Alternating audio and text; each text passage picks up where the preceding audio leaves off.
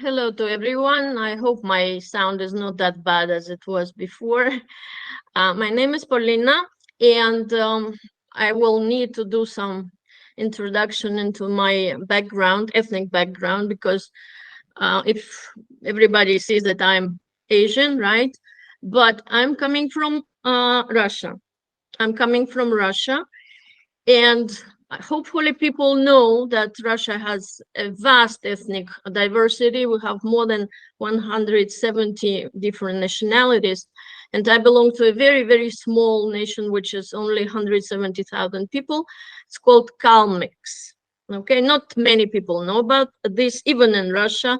And of course, in Greece, I think maybe my father-in-law just read about it before I came here 23 years ago, and not anybody else. So I was born in Russia, then I was working in the US, then I was working and lived in Switzerland in Lausanne for 7 years. After that, I met my wonderful husband of 23 years, and I moved here. 23 years, it's a big period, a great period, and I can say that Greece has become my second home. It's under my skin and everything, but of course there are things which are different.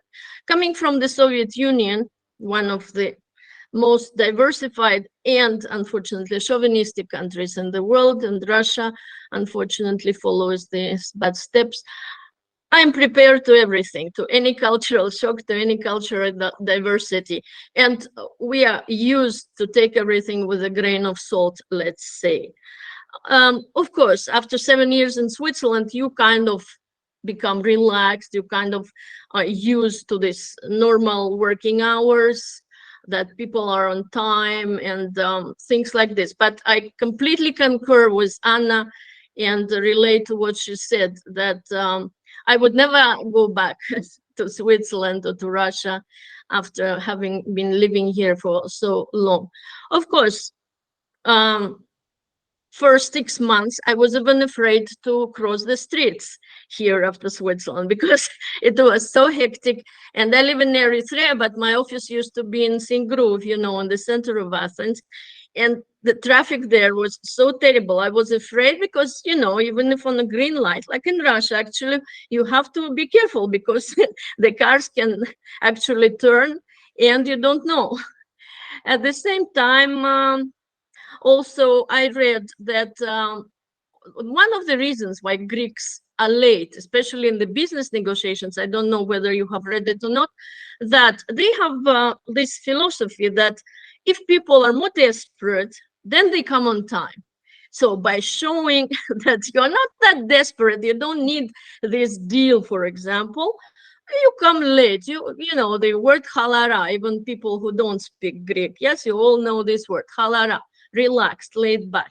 That's why they want to show that, okay, we are coming, but let's say we are coming a bit condescendingly, let's say, to these negotiations. Okay, after that, I started thinking differently about these time management things. But of course, when you come to a public office, and this was my second point, and you meet people, unfortunately, who just are there because they are related to somebody or they're best friends of somebody, and they have no idea what they're doing, no idea what they are supposed to do.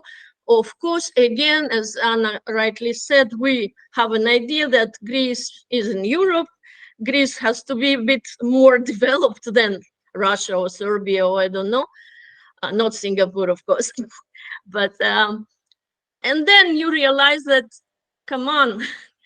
And during 23 years, because we are not from Europe, and even with my Swiss permit, I still had to apply for residency permit, and the marriage procedure was a bit difficult. All this red tape, all this unprofessionalism, let's say, is hard, really hard, because it actually you lose a lot of time, you lose a lot of efforts. I work in the International Chess Federation, by the way, for 26 years, and we used to have our headquarters here for 15 years. That's why it was another reason why I moved here. And I organized my first Congress here in 2001 in Halkidiki, and my Greek staff told me, Polina, you are one of few professional people, really professional people who I met. And I thought, okay, this doesn't sound well. Maybe they, I don't know, want something from me. But after having moved here, I realized that unfortunately, when you look at the public sector, this is true.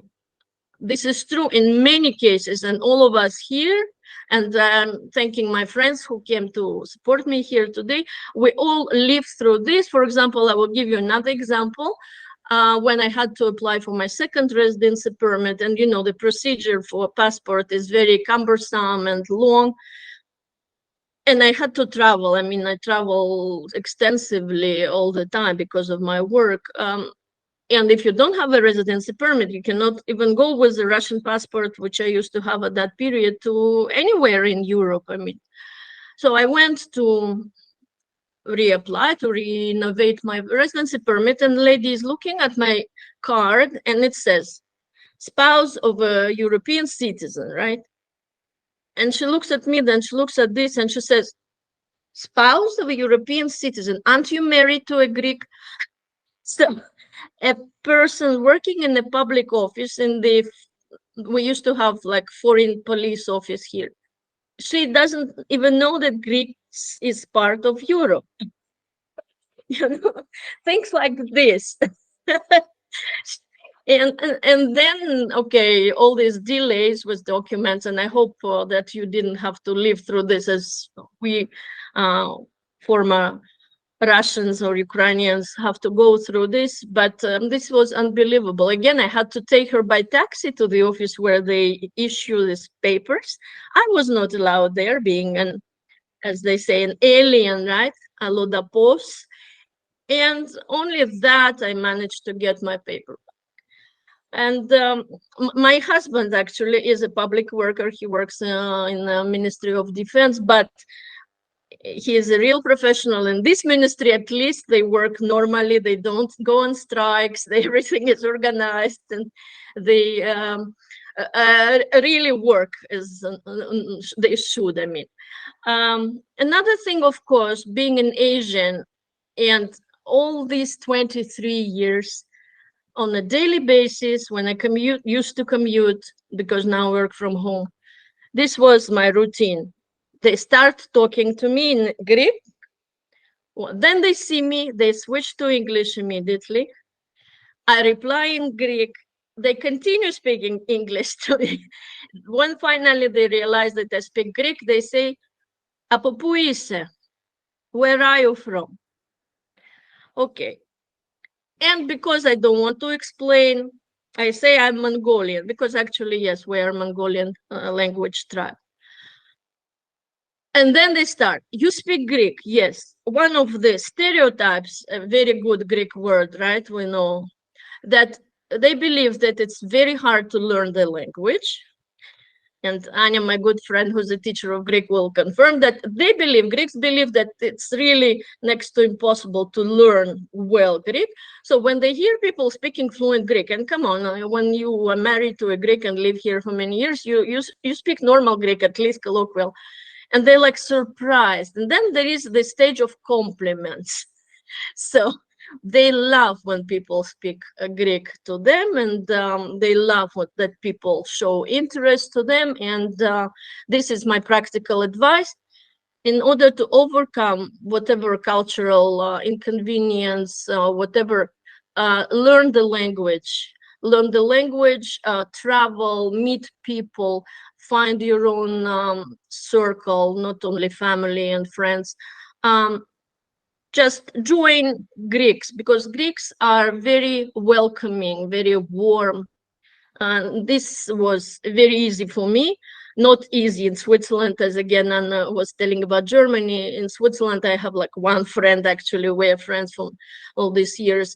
But in Greece, immediately I managed to have it's another thing to have friends among Greek ladies, I would say. I will not say a lie. I have like 2 friends among Greek women.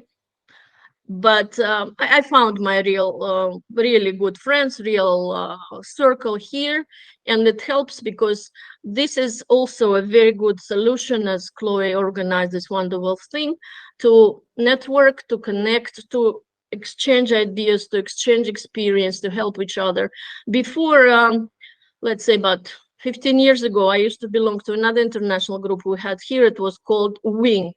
Unfortunately, it's not anymore, but it was also like a group of international expats, women who were based in Athens, and we used to organize seminars. We used to organize get-together, swap markets, different stuff. Again, because there is a need. You meet your own people, and even if you speak fantastic Greek or English, you need sometimes to speak your own language to meet people from your own backgrounds. And Athens is now very diversified as well. I think you can find it's a melting pot as well. Why New York actually? Think that only New York is a melting pot. I think every big capital of the world is now a melting pot, and this is good. But another thing is to raise awareness of such things as this red tape and things which we don't like, because we live in this country, we pay our tax here, we have a voice, and we should make them understand that we're not satisfied with the level of services they provide, unfortunately. But nevertheless, I think that this is a good country for living, and I feel very bad that what's going on now with this cultural, with the climatic things, with these terrible floods and fires and other catastrophic developments, consequences of human activities, unfortunately. And I don't know, I have lived through some negative experience, but I'm a very positive person, and I try to avoid thinking about such episodes for a long time. Okay, it happened, but with the help of my family and husband and my friends, I think life in Greece is it has more positive stuff than negative things. And I really wish everybody who are newcomers to integrate quickly, and I hope that we will meet again. Thank you. Thank you so much, Polina. That was really fantastic. It was great hearing about your perspective and experience settling here as a Mongolian Russian global citizen. So thank you so much for sharing that. All right. Is there anything else you want to leave as an extra tip or advice for our community? Anything you want to add before we go on to the next speaker? No, I mean, as I said, we need to speak the language of the country where you live. I used to speak French when I was living in Swiss Romand, and we have to show interest to the country we live. I think this is the main idea.